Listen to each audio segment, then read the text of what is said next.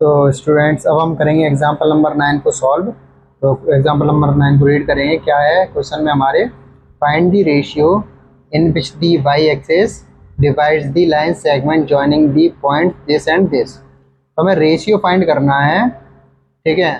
कोई Y axis divide कर रही है लाइन सेगमेंट को, जिनके पॉइंट्स जो लाइन सेगमेंट है ना उसके कोऑर्डिनेट्स ये हैं। इन दोनों पॉइंट को मिला के लाइन सेगमेंट बनी हुई है।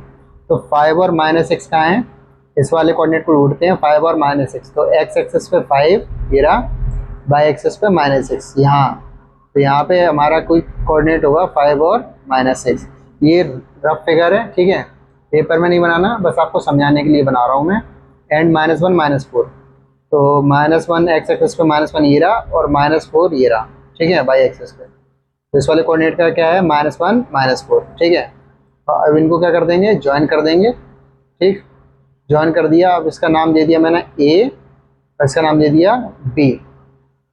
तो find the ratio in which the y axis divides the line segment joining the point this and this. तो जैसे ये वाई एक्सिस है, वाई एक्सिस क्या कर रही है, इन दोनों पॉइंट को डिवाइड कर रही है। तो हमें ये वाला पॉइंट बताना, पी, इसको मैंने पी लेट कर लिया है, ठीक। अब ये पी, ये जो पी मतलब पॉइंट मैंने लेट किया है, इसके कोऑर्डिनेट क्या होंगे, 0 और वाई। अब ऐसा क्यों, क्योंकि अगर मैं इस वाले कोऑर्डिनेट की बात करूं तो क्या होगा, x तो 0 इधर और ये 5, और ये वाला कोऑर्डिनेट क्या होगा, 0 और 4।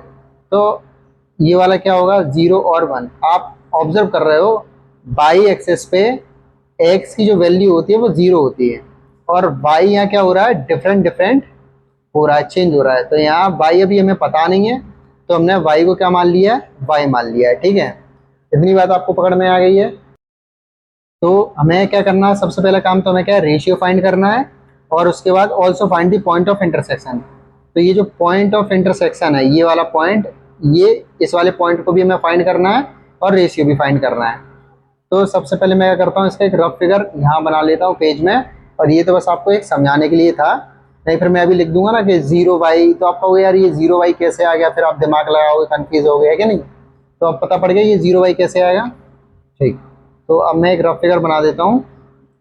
ये ए और ये बी, और ए हमारा क्या है 5 और -6, बी हमारा क्या है -1 -4, और ये कोई हमने पॉइंट ले लिया पी वाई एक्सेस पे, जिसके कोऑर्डिनेट क्या आएंगे, 0y, ठीक है।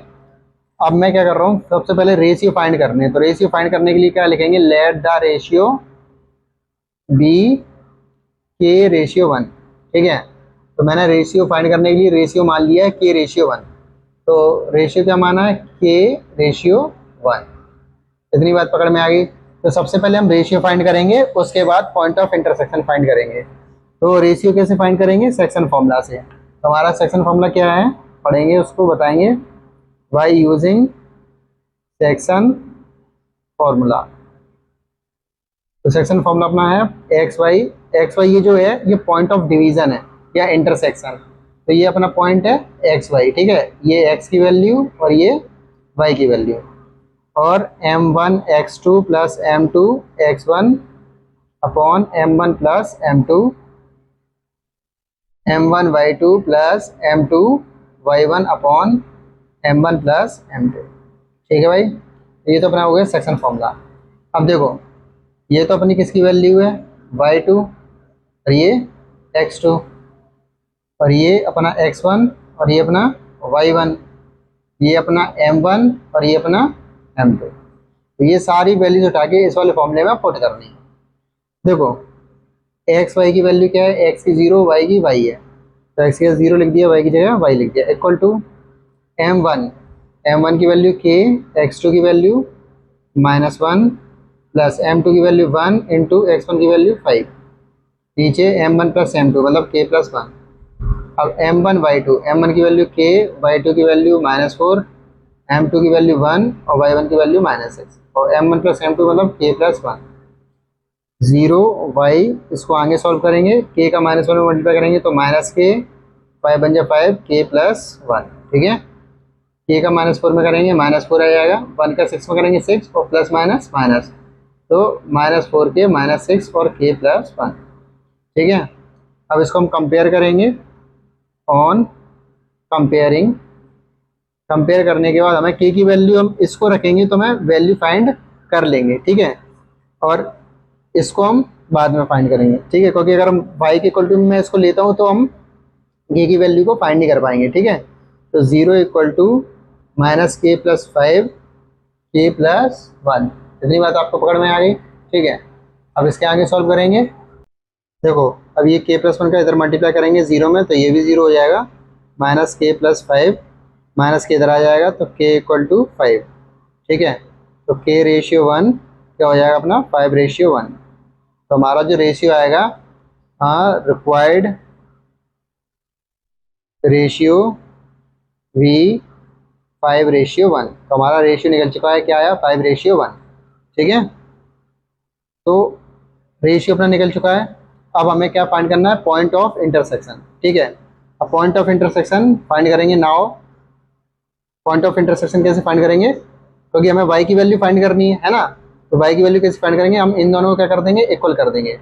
तो y equal to -4k - 6k + 1, तो y की वैल्यू तो पता ही नहीं है, तो -4k की वैल्यू पता पड़ गई है, क्या है 5 है, इंटू 5 - 6k + 1, तो -4 4 5 20 -20 -6 और 5 + 1 6, तो y इक्वल टू -26/6, ठीक है।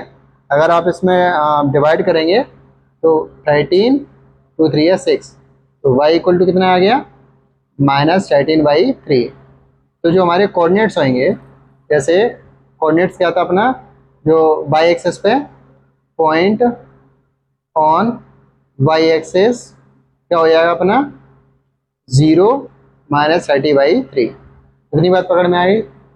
तो आप पहले इतने को नोट कर लो और उसके बाद आप इसको फिगर में मैं आपको बताता हूँ। जैसे ये 0y था ना, तो अपना ये पॉइंट भी जो कोऑर्डिनेट आया वो 0 आया और -30/3 आया, और जो अपना रेशियो था ना m1 और m2 का, ये कितना आ गया अपना 5 रेशियो 1, ठीक है, 5 और 1। इसी के साथ ये जो क्वेश्चन नंबर 9 था ना, एग्जाम्पल नंबर 9, ये अपना कंप्लीट हो चुका है।